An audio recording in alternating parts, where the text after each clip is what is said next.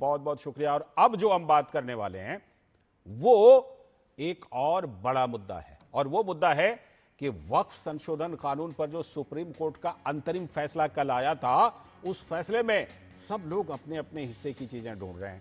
तो जमातें, सारी जमातें अपने अपने हिस्से की चीजें ढूंढ रही हैं, लेकिन है क्या और किनको क्या मिला और किनको मायूसी भी हाथ लगी है क्या?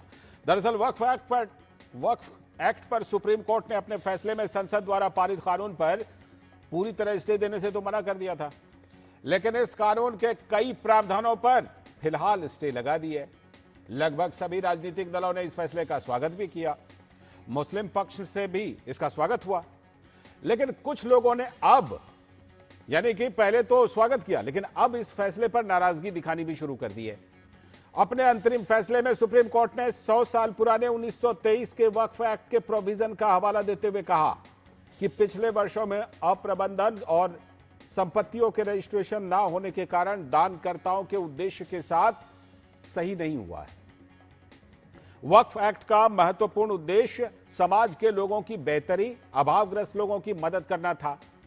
वक्फ एक्ट में संपत्तियों का लेखा जोखा और ट्रांसपेरेंसी रखने की सख्त हिदायत भी दी गई है। साथ ही वक्फ अधिकारियों के मिसमैनेजमेंट पर दंडित करने का भी प्रावधान रखा गया था। तो जाहिर है कि कोर्ट की चिंता से लोग वाकिफ थे, लेकिन प्रशासनिक व्यवस्था को धार्मिक मानकर अनदेखी कर दी जा रही थी लगातार। लेकिन मौजूदा सरकार ने इसकी प्रशासनिक व्यवस्था को दुरुस्त करने की कोशिश की। यही वजह है कि कोर्ट ने सिर्फ कुछ प्रावधानों को छोड़कर पूरे कानून पर स्टे लगाना उचित नहीं समझा। वक्फ बोर्ड संशोधन कानून का उद्देश्य केंद्रीय पोर्टल और डेटाबेस के माध्यम से वक्फ की संपत्तियों का पंजीकरण करना, उन्हें सुव्यवस्थित करना है।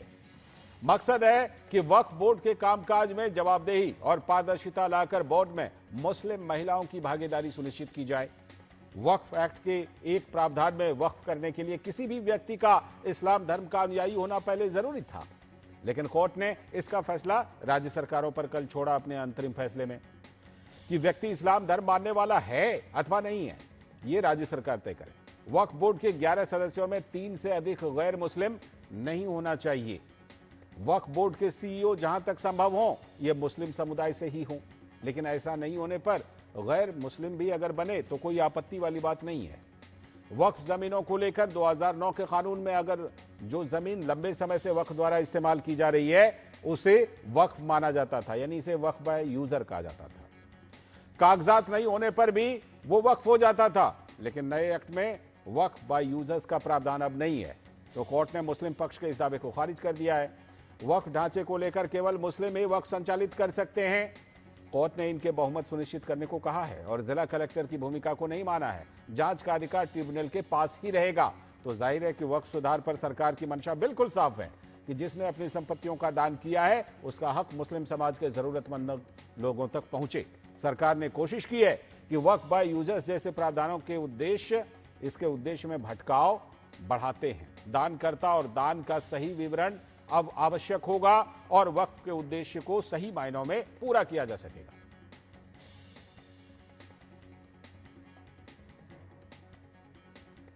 तो जब सुप्रीम कोर्ट का अंतरिम फैसला आया तो एआईएमआईएम के प्रमुख असदुद्दीन ओवैसी ने कहा कि सुप्रीम कोर्ट के अंतरिम आदेश से वक्फ संपत्तियों को कोई सुरक्षा नहीं मिलेगी। मेरी राय में, मेरी पार्टी की राय में यह है कि ये जो इंटरिम ऑर्डर आया है, इससे जो कानून मोदी सरकार ने बनाया है, मोदी गवर्नमेंट ने बनाया है या एनडीए ने बनाया है, इससे वक्फ प्रॉपर्टीज का तहफ्फुज नहीं होगा, प्रोटेक्शन नहीं होगा और एंक्रोचर्स को रिवॉर्ड किया जाएगा। लेकिन सपा के नेता एसटी हसन ने वक्फ कानून में कलेक्टर के अधिकारों को कम करने की सराहना की। मंदिरों के ट्रस्ट के अंदर और उनके कमेटीज के अंदर मुसलमान का होना भी अनिवार्य होना चाहिए। तो क्या लोग मानेंगे? क्या सुप्रीम कोर्ट इस बात को मानेगा? जहां तक सवाल इस बात का है कि सुप्रीम कोर्ट ने जो डीएम की पावर्स थी उस पर रोक लगा दी, इसका हम स्वागत करते हैं। डीएम की पावर्स क्योंकि आम तौर से ये देखा गया है कि डीएम साहब जो हैं वो सरकार के प्रतिनिधि होते हैं और सरकार की बात करते हैं। सरकार जैसा चाहती उनसे करा लेती। तो राय बिल्कुल बटी हुई है। मुस्लिम पर्सनल लॉ बोर्ड के सदस्य मोहम्मद सुलेमान ने कानून को मौलिक अधिकारों का हनन बताया। मौलिक अधिकारों का हनन है ये एक्ट जो है, संशोधन जो है, इसलिए हम इसकी लड़ाई लड़ते रहेंगे, संवैधानिक लड़ाई कोर्ट में लड़ते रहेंगे और बहस होगी, अंतिम निर्णय आएगा। साथ ही साथ जन आंदोलन भी हम चलाते रहेंगे। लेकिन पार्शियली तो ये वेलकम है, आंशिक तौर पर जो इंटरिम आदेश है इसका हम स्वागत करते हैं। लेकिन जो हमारी मांग थी कि इसको पूर्णतया रोक लगाई जाए, ये असंवैधानिक है, वो नहीं किया उन्होंने। वहीं भाजपा के वरिष्ठ नेता और पूर्व केंद्रीय मंत्री मुख्तार अब्बास नकवी ने कहा है कि यह कानून लूट की मंशा रखने वालों पर रोक लगाएगा। लंपट लॉबी की को लीगल छूट का जो एक लाइसेंस था, वो लाइसेंस की बहाली नहीं हो पाई, क्योंकि उस लाइसेंस इस लूट के जो लाइसेंस था उसकी नाकेबंदी और तालेबंदी इस सुधार और कानून की वजह से हो गई। इसलिए जो है वो कभी संतुष्ट नहीं होंगे, क्योंकि ये पूरे के पूरा जो कानून है या जो सुधार है वो आस्था के संरक्षण का और प्रशासनिक व्यवस्था के सुधार का है। और ये ऐसी प्रशासनिक व्यवस्था जिसके प्रति जो है वो कंफ्यूजन भी था, कन्फ्लिक्ट भी हो रहा था, एक पूरी तरह से विरोधाभास से चारों तरफ से था, उसमें जो है वो क्लियरिटी आई है। तो ये तमाम पक्षों की राय है, लेकिन क्योंकि इस फैसले को आए हुए अब 24 घंटे से ज्यादा हो चुके हैं, तो अब हम इसकी कुछ और बारीकियों पर बात कर सकते हैं। विकास सारथी हमारे संवाददाता जो सुप्रीम कोर्ट पर पैनी नजर रखते हैं, फैसलों पर पैनी नजर रखते हैं, वो हमारे साथ जुड़ रहे हैं और विनोद मिश्र भी हमारे सलाहकार संपादक जुड़े हुए हैं हमारे साथ। विकास, पहले आपके पास चलता हूं, जरा ये बताइए, 24 घंटे से ज्यादा बीत चुके हैं, कल भी हमने इस मुद्दे पर बात की थी। ऐसा क्या है कि पहले कुछ लोगों ने, कुछ पक्षों ने कल तो इसका स्वागत किया, लेकिन 24 घंटे भी नहीं बीते कि उनको असंतुष्टि होने लगी कि नहीं भाई ये ठीक तो नहीं है। ऐसा क्या है इस फैसले में जिसकी वजह से ऐसा हो रहा है? देखिए, जब सुप्रीम कोर्ट ने ये जजमेंट प्रोनाउंस किया तो कुछ बातों पर लोगों का ध्यान नहीं गया। मसलन जो 5 साल कम से कम प्रैक्टिसिंग मुस्लिम की जो शर्त थी, शायद ये इंप्रेशन गया कि इस पर कोर्ट ने रोक लगा दी है सैद्धांतिक तौर पर, लेकिन कोर्ट की रोक सैद्धांतिक तौर पर नहीं थी। कोर्ट ने सिर्फ ये कहा कि जब तक सरकार नियम नहीं बना देती तब तक इस प्रावधान को लागू नहीं किया जा सकता। यानी वो प्रावधान वहां है, आप रूल फ्रेम कर लें और फिर इस शर्त को आप लगा सकते हैं कि कम से कम 5 साल प्रैक्टिसिंग मुस्लिम ही किसी तरह का कोई वक्फ क्रिएट कर सकता है। तो यहाँ पर एक ये भी बात आई। उसके अलावा सुप्रीम कोर्ट में कई जगहों पर अपना जो उन्होंने निर्णय लिया है उसके पीछे कारण कुछ टिप्पणियां भी दी हैं। जैसे ये जो 5 साल वाली शर्त है, इसको सैद्धांतिक रूप से कोर्ट ने इसलिए भी स्वीकार किया क्योंकि कोर्ट ने ये भी रिकॉर्ड किया कि बहुत सारे मामले ऐसे देखे गए हैं जिनमें अपनी लायबिलिटी से बचने के लिए, यानी जो कर्ज चुकाना था उसको ना चुकाने के लिए लोगों ने क्या किया कि वो कन्वर्ट हो गए और उसके बाद उन्होंने वो प्रॉपर्टी वक्फ कर दी।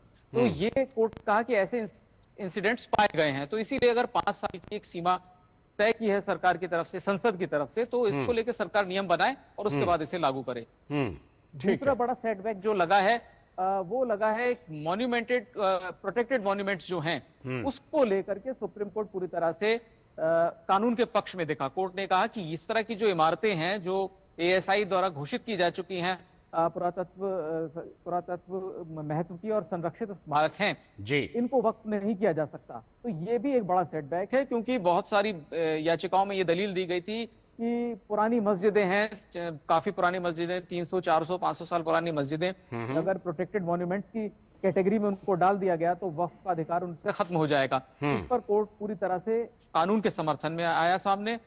नॉन मुस्लिम मेंबर्स को इंक्लूड ही नहीं करना चाहते थे। जो इस मामले में याचिका करता थे वो चाहते थे कि गैर मुस्लिम लोग वक्फ बोर्ड में, वक्फ सेंट्रल वक्फ काउंसिल में ना हो। उसको भी कोर्ट ने नहीं माना। कोर्ट ने उनसे कुछ सहमति ये दिखाई कि बहुमत में मुस्लिम होने चाहिए, सीईओ को मुस्लिम होना चाहिए, वो भी अनिवार्य शर्त नहीं है, लेकिन ये कोर्ट ने नॉन मुस्लिम मेंबर्स को भी सैद्धांतिक रूप से अपनी अनुमति दे दी। तो कुल मिलाकर कल कुछ खास याचिकाकर्ताओं को मिला नहीं है, सिवाय एक राहत के कि जो कलेक्टर जांच करेंगे उस बीच में वक्फ की प्रॉपर्टी को वक्फ प्रॉपर्टी ही माना जाएगा अंतिम निष्कर्ष आने जी, तक, जी। या ट्रिब्यूनल या हाईकोर्ट द्वारा मालिकाना हक तय करने तक। ठीक है, ठीक यही है। और यही सिर्फ एक राहत है उनके, बाकी कहीं पर उनको कोई राहत ऐसी मिली नहीं कोर्ट से। बिल्कुल। मैं लौटता हूं आपके पास। विनोद जी, देखिए अभी तो ये अंतरिम फैसला है, फिलहाल के लिए कुछ प्रावधानों पर स्टे भी है, यानी कि जब अंतिम फैसला आएगा उससे पहले दोनों पक्षों की तरफ से या जितने भी पक्ष इसमें हैं सभी की दलीलें सुनी जाएंगी। कल पहले स्वागत किया गया, उसके बाद असंतोष, आखिर ऐसा क्यों? क्योंकि हमने कल भी चर्चा की थी कि बहुत सारी ऐसी चीजें हैं जो सरकार ने, एक तो सबसे पहले बहुत ही माइल्ड कानून बनाया था वक्फ संशोधन को लेकर, लेकिन उसमें भी कुछ चीजों को जब सुप्रीम कोर्ट ने स्टे कर दिया फिर भी असंतुष्टि। लाल जी, इसके पीछे तो तर्क है, विकास जी ने अपने काफ़ी डिटेल में आपको सारी चीज़ें बताई हैं। इंपॉर्टेंट इसमें समझने की 128 पेज का ये इंटरिम ऑर्डर था कोर्ट का, तो अब 128 पेज को तो पढ़ने में भी समय लगे होंगे जी। उसके बाद उन्हें पता चला होगा कि भाई इसमें क्या क्या इसमें प्रोविजन कोर्ट ने रखा है। अब इंपॉर्टेंट ये चीज है कि जब आप वक्फ बाय यूज कहते हैं और जब आप किसी भी संपत्ति को कह देते हैं ये वक्फ का सबकी संपत्ति है, जी। तो आपको कम से कम कोर्ट ने एक रास्ता दिखाया है, आईना आप कह सकते हैं इसको, कि 1923 का वक्फ एक्ट है।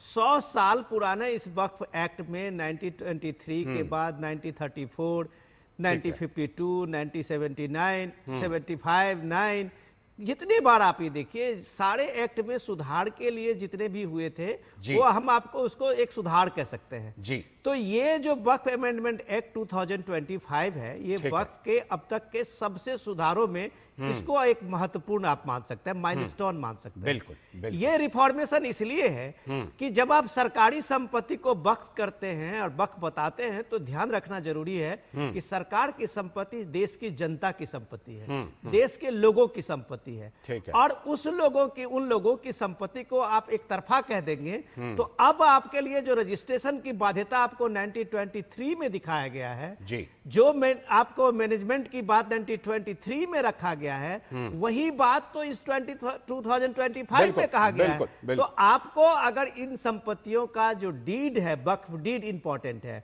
आपको हर संपत्तियों का वक्फ डीड होना चाहिए जी। और जब आप रजिस्ट्रेशन करेंगे तभी उसकी वक्फ की संपत्ति होगी। ठीक है। यूजर्स क्लॉज का कोई वैल्यू नहीं रह गया है, ये बात पे कोर्ट ने भी एक तरीके से मुहर लगा दी। बिल्कुल, आगे भी हम इसकी बारीकियों को लेकर चर्चा करते रहेंगे, फिलहाल समय की कमी है। बहुत बहुत शुक्रिया विकास सारथी जुड़ने के लिए, और विनोद जी आपका भी बहुत बहुत शुक्रिया इस चर्चा में जुड़ने के लिए। अभी वक्त है ब्रेक का, और ब्रेक के बाद आज खास तौर पर बात करेंगे कि जीएसटी में जो राहत का पिटारा खोला गया है उसके लिए किसानों को और कृषि क्षेत्र को क्या क्या मिला है।